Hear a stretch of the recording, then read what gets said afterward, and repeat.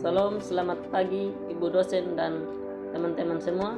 Perkenalkan, nama saya Revanto Mirali. Pada kesempatan kali ini saya akan mempresentasikan materi tentang prinsip perubahan sepanjang hidup.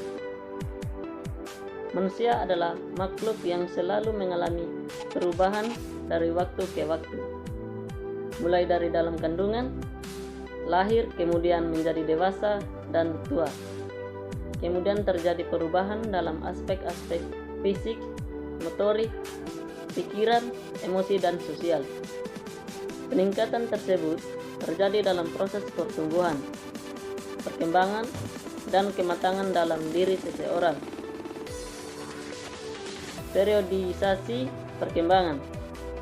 Pertumbuhan dan perkembangan tidak terputus-putus atau meloncat-loncat. Misalnya, 1 jam tumbuh, 1 jam tidak. Sehari tumbuh, sehari tidak. Perubahan dan perkembangan terus berkelanjutan sehingga sulit melihat batas-batas kapan tepatnya setiap aspek perkembangan terjadi. Perkembangan seseorang takkan berlangsung begitu saja. Semuanya melalui sebuah tahap atau fase-fase menuju ke sebuah perubahan. Yang pertama, pertumbuhan atau growth. Proses peningkatan yang ada pada diri seseorang yang bersifat kuantitatif atau peningkatan karena kesempurnaan dan bukan karena penumbuhan yang baru. Pertumbuhan manusia ditandai ketika manusia memiliki ukuran, berat, dan tinggi badan yang bertambah. Yang kedua, perkembangan atau development. Perkembangan bisa terjadi dalam bentuk perubahan kuantitatif atau kualitatif. Perubahan kuantitatif adalah perubahan yang bisa diukur, sedangkan kualitatif adalah perubahan dalam bentuk semakin baik dan semakin lancar. Yang ada pada dasarnya tidak bisa diukur. Perkembangan dan gerak apabila disatukan menjadi perkembangan gerak, berarti bisa suatu proses sejalan dengan bertambahnya usia di mana secara bertahap dan berkesinambungan.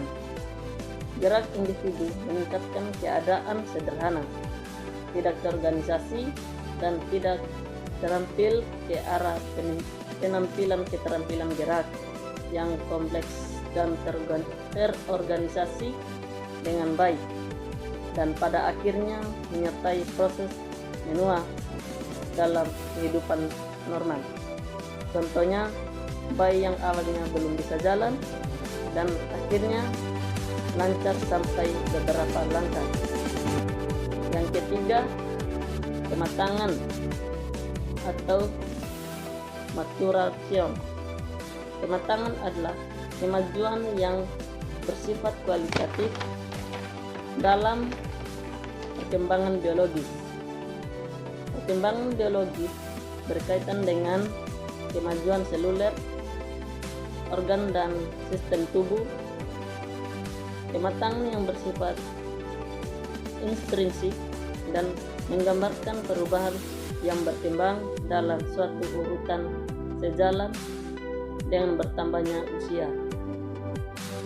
Yang bersifat intrinsik artinya adalah di dalam diri individu atau semata-mata timbul dari dalam diri sendiri, bukan timbul karena faktor dari luar individu, melainkan karena aspek yang sangat terkait erat dengan perkembangan aspek perilaku dan segi mental lainnya.